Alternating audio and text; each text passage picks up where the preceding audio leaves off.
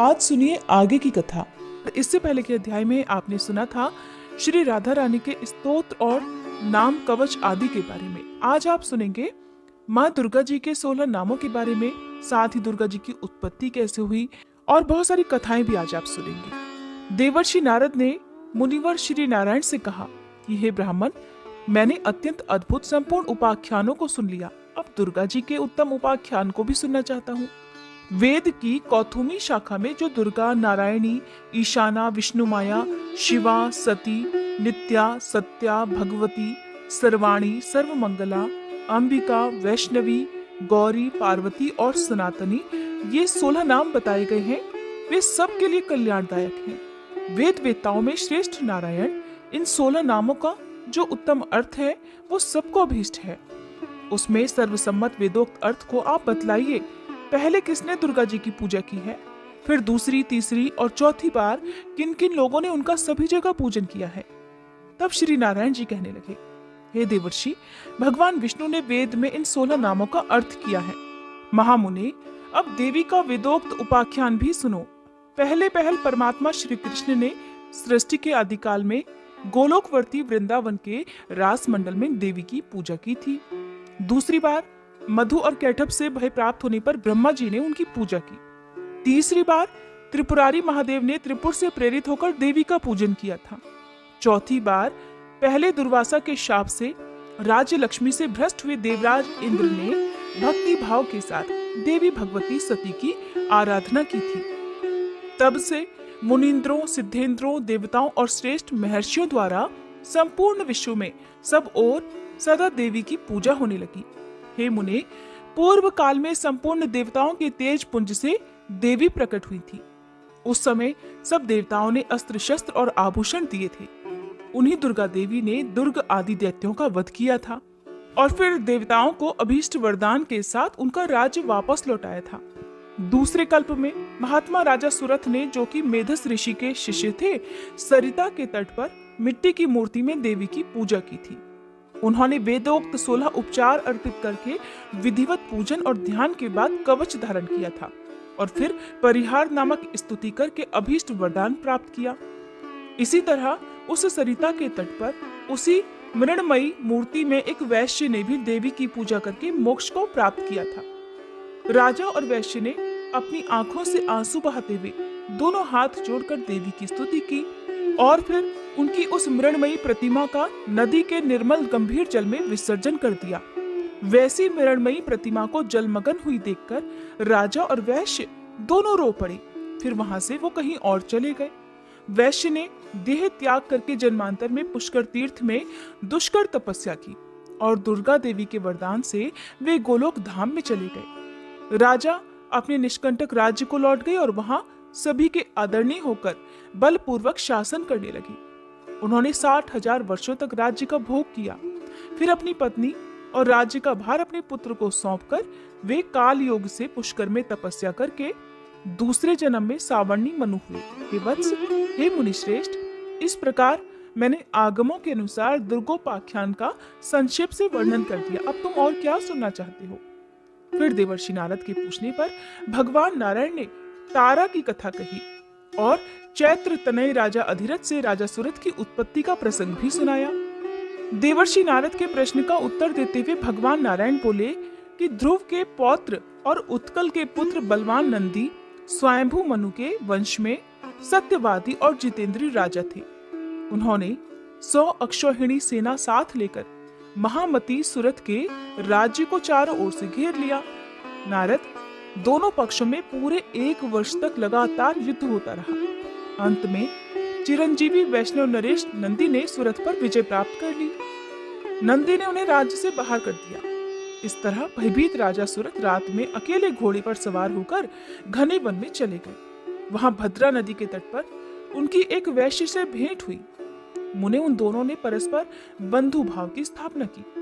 वे दोनों मित्र हो गए, उनमें बड़ा प्रेम हो गया। राजा वैश्य के साथ मेधस के आश्रम पर गए। भारत में सत्पुरुषों के लिए जो दुष्कर पुण्य क्षेत्र है, उस पुष्कर में जाकर राजा ने उन महातेजस्वी मुनि का दर्शन किया। मेधस जी अपने शिष्यों को परम दुर्लभ ब्रह्म तत्व का उपदेश दे रहे थे। राजा और वैश्य ने भी मस्तक झुकाकर उन मुनि श्रेष्ठ को प्रणाम किया। मुनि ने उन दोनों अतिथियों का आदर किया और उन्हें आशीर्वाद दिया। फिर अलग अलग उन दोनों का कुशल मंगल, जाति और नाम पूछा। राजा सुरथ ने उन मुनीश्वर को बारी बारी से उनके प्रश्नों का उत्तर दिया। राजा सुरथ बोले, हे ब्राह्मण, मैं राजा सुरथ हूँ और मेरा जन्म चैत्र वंश में हुआ है। इस समय बलवान राजा नंदी ने मुझे अपने राज्य से निकाल दिया है। अब मैं कौन सा उपाय करूं? किस प्रकार पुनः अपने राज्य पर अपना अधिकार प्राप्त कर सकूं? हे मुनिवर, आप ये बताइए। हे महाभाग, हे मुने, मैं तो आपकी ही शरण में आया हूँ। ये समाधि नामक वैश्य है और ये बड़ा धर्मात्मा है। फिर भी दैववश इसके स्त्री पुत्रों ने धन के लालच से इसको घर से बाहर निकाल दिया है। इसका अपराध तो बस इतना ही है कि यह स्त्री पुत्रों और बंधु बांधवों के मना करने पर भी प्रतिदिन ब्राह्मणों को प्रचुर धन और रत्न दान में दिया करता था। इसी से क्रोध में आकर उन लोगों ने इसे घर से निकाल दिया। फिर जब उन लोगों को दुख हुआ तो वो इसे ढूंढते हुए यहाँ आए हैं, परंतु ये पवित्र, ज्ञानी और विरक्त वैश्य अब उनके आग्रह करने पर भी घर को नहीं लौटना चाहता। तब इसके पुत्र भी पितृ शोक से संतप्त होकर सभी कर्मों से विरक्त हो गए और सारा धन ब्राह्मणों को देकर घर छोड़कर वन को चले गए। श्री हरि का परम दुर्लभ दास से प्राप्त हो, यही इस वैश्य का अब अभीष्ट मनोरथ हो गया है। इस निष्काम वैश्य को ये अभीष्ट वस्तु कैसे प्राप्त होगी? हे मुनिवर, आप कृपया विस्तार पूर्वक बताने की कृपा करें। तब श्री मेधस ने कहा, राजन, निर्गुण परमात्मा श्री कृष्ण की आज्ञा से दुर्लंघित त्रिगुणमयी विष्णु माया सभी विश्व को अपनी माया से ढक देती है। वह कृपामयी देवी जिन धर्मात्मा पुरुषों पर कृपा करती है, उन्हें दया करके परम दुर्लभ श्री कृष्ण भक्ति प्रदान करती है। राजन, परंतु जिन मायावी पुरुषों पर विष्णु माया दया नहीं करती, उन दुर्गतिग्रस्त जीवों को माया द्वारा ही मोहजाल से बांध देती है। राजन, मैं प्रचेता का पुत्र और ब्रह्मा जी का पौत्र हूँ और भगवान शंकर से ज्ञान प्राप्त करके परमात्मा श्री कृष्ण का भजन करता हूँ। महाराज, नदी के तट पर जाओ और सनातनी दुर्गा का भजन करो। तुम्हारे मन में राज्य की कामना है, इसलिए वे देवी तुम्हें आवरणी बुद्धि प्रदान करेंगी और इस निष्काम वैष्णव वैश्य को वे कृपामयी वैष्णवी देवी शुद्ध विवेचना बुद्धि देंगी। ऐसा कहकर कृपा निधान मुनिवर मेधस ने उन दोनों को दुर्गा जी की पूजन विधि, स्तोत्र, कवच और मंत्र का उपदेश दिया। वैश्य ने उन कृपामयी देवी की आराधना करके मोक्ष प्राप्त कर लिया और राजा को फिर अपना अभीष्ट राज्य, मनु का पद और मनोवांछित परम ऐश्वर्य प्राप्त हो गया। इस प्रकार मैंने सुखद, सारभूत और मोक्षदायक परम उत्तम दुर्गा जी का उपाख्यान पूर्ण रूप से सुना दिया। हे देवर्षि, अब तुम और क्या सुनना चाहते हो? देवर्षि नारद ने पूछा, भगवान, जो सर्वोत्कृष्ट मूढ़ों के लिए ज्ञान की वृद्धि कराने वाला तथा अमृत का उत्तम सागर है, उसे तो मैंने सुन लिया। अब मैं गणेश खंड को, जो मनुष्यों के संपूर्ण मंगलों का भी मंगल स्वरूप और गणेश जी के जन्म वृतांत से भी परिपूर्ण है, उसे सुनना चाहता हूँ। जगदीश्वर, भला पार्वती जी के शुभ उदर से सुरश्रेष्ठ गणेश जी की उत्पत्ति कैसे हुई? किस प्रकार पार्वती देवी ने ऐसे पुत्र को प्राप्त किया? गणेश जी किस देवता के अंश से उत्पन्न हुए थे? उन्हें जन्म क्यों लेना पड़ा? वे अयोनिस थे, अर्थात खुद ही प्रकट हुए थे या किसी योनि से उत्पन्न हुए थे? उनका ब्रह्म तेज कैसा था? उनमें कितना पराक्रम था? उनकी तपस्या कैसी थी? वे कितने ज्ञानी थे और उनका यश कितना निर्मल था? जगदीश्वर नारायण, शंभु और ब्रह्मा के रहते हुए संपूर्ण विश्व में सबसे पहले उनकी ही पूजा क्यों होती है? वे हाथी के मुख वाले एकदंत और विशाल तोंद वाले कैसे हो गए?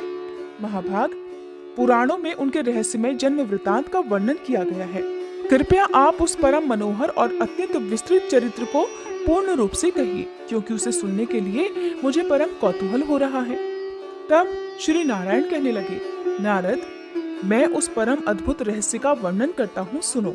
वह पाप संताप का हरण करने वाला, संपूर्ण विघ्नों का नाश करने वाला, सभी तरह के मंगलों को देने वाला, सार रूप और सभी पापों का नाश करने वाला है। दैत्यों द्वारा पीड़ित हुए देवताओं की तेजो राशि से उत्पन्न हुई देवी ने दैत्य समुदाय का संहार कर डाला था। फिर वे दक्ष की कन्या होकर प्रकट हुई थी। उस समय उन देवी का नाम सती था।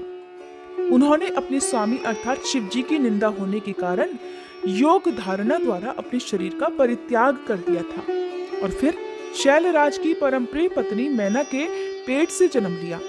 पर्वतराज ने उन पार्वती जी का विवाह शंकर जी के साथ कर दिया। तब महादेव जी उन्हें अपने साथ लेकर निर्जन वन में चले गए। वहां बहुत लंबे समय तक शंकर जी पार्वती जी का विहार चलता रहा। जब देवताओं ने आकर विहार से विरत होने के लिए उनसे प्रार्थना की, तब भगवान शंकर विरत हो गए। उस समय महादेव जी का शुक्र भूमि पर गिर पड़ा, जिससे स्कंद कार्तिकेय उत्पन्न हुई। तब पार्वती जी ने शंकर जी से एक श्रेष्ठ पुत्र के लिए प्रार्थना की। तब महादेव जी ने कहा, हे पार्वती, मैं उपाय बताता हूँ, सुनो। उस उपाय से तुम्हारा परम कल्याण होगा, क्योंकि त्रिलोकी में उपाय करने से ही कार्य की सिद्धि होती है। मैं तुमसे जिस उपाय का वर्णन करूंगा वह संपूर्ण अभीष्ट सिद्धि का बीज रूप, परम मंगलदायक और मन को हर्ष प्रदान करने वाला है। देवी, तुम श्री हरि की आराधना करके व्रत आरंभ करो। 1 वर्ष तक तुम्हें इस व्रत का पालन करना होगा। इस व्रत का नाम पुण्यक है। ये महाकठोर बीज कल्प तरु के समान अभीष्ट सिद्ध करने वाला, उत्कृष्ट, सुखदायक, पुण्यदाता, सार रूप और समस्त संपत्तियों को देने वाला है। प्रिय, जैसे नदियों में गंगा, देवताओं में श्रीहरि, वैष्णवों में शिव, देवियों में तुम, वर्णों में ब्राह्मण, तीर्थों में पुष्कर, पुष्पों में पारिजात, पत्रों में तुलसी दल, पुण्य प्रदान करने वालों में एकादशी तिथि, वारों में पुण्यप्रद रविवार, मासों में मार्गशीर्ष, ऋतुओं में वसंत, वत्सरों में संवत्सर, युगों में कृतयुग, पूजनियों में विद्या पढ़ाने वाले गुरु, गुरुजनों में माता, धनों में रत्न, प्रियजनों में पति, बंधुजनों में पुत्र, वृक्षों में कल्पतरु, फलों में आम का फल, वर्षों में भारतवर्ष, वनों में वृंदावन, स्त्रियों में शतरूपा, पुरियों में काशी, तेजस्वियों में सूर्य, सुखदाताओं में चंद्रमा, रूपवानों में कामदेव, शास्त्रों में वेद, सिद्धों में कपिल मुनि, बानरों में हनुमान, क्षेत्रों में ब्राह्मण का मुख, यश प्रदान करने वालों में विद्या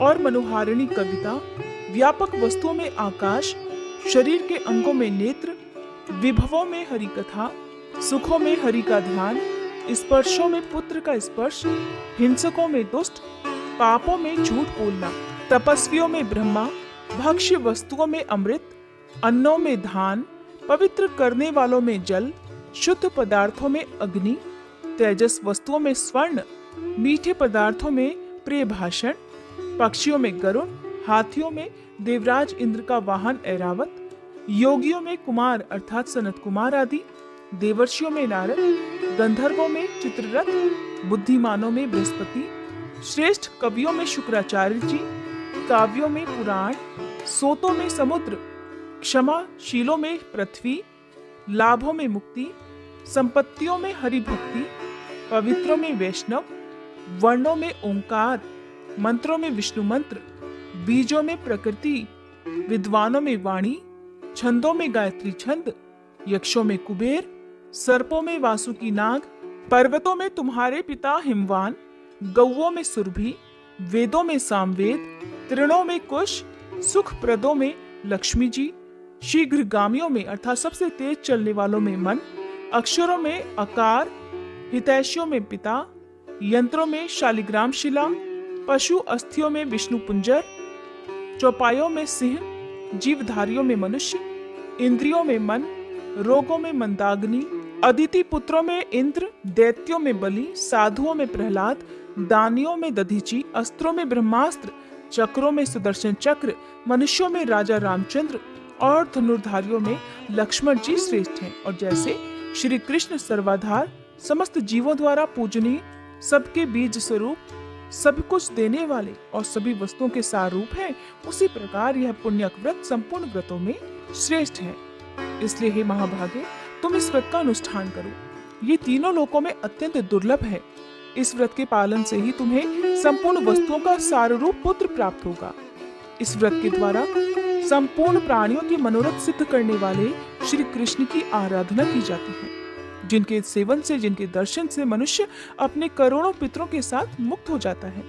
जो मनुष्य विष्णु मंत्र ग्रहण करके श्री हरि की सेवा करता है, वह भारतवर्ष में अपने जन्म धारण को सफल कर देता है। वह अपने पूर्वजों का उद्धार करके निश्चय ही वैकुंठ लोक में जाता है और श्री कृष्ण का पार्षद होकर सुख पूर्वक आनंद का उपभोग करता है। वह भक्त अपने भाई, बंधु बांधव, भृत्य, संगी, साथी और अपनी पत्नी का उद्धार करके श्री हरि के परम पद को प्राप्त हो जाता है। इसलिए हे गिरिजे, तुम भी इस परम दुर्लभ विष्णु मंत्र को ग्रहण करो और उस व्रत काल में इसी मंत्र का जप करो, क्योंकि यह पितरों की मुक्ति का कारण है। ऐसा कहकर भगवान शंकर गिरिजा जी के साथ तुरंत ही गंगा तट पर गए और उन्होंने प्रसन्नता पूर्वक कवच और स्तोत्र सहित मनोहर विष्णु मंत्र पार्वती जी को सुनाया। फिर उन्होंने पार्वती जी से पूजा की विधि और नियमों का भी वर्णन किया। हरे कृष्णा। इसके आगे का वृतांत आप सभी अगले अध्याय में सुनिएगा।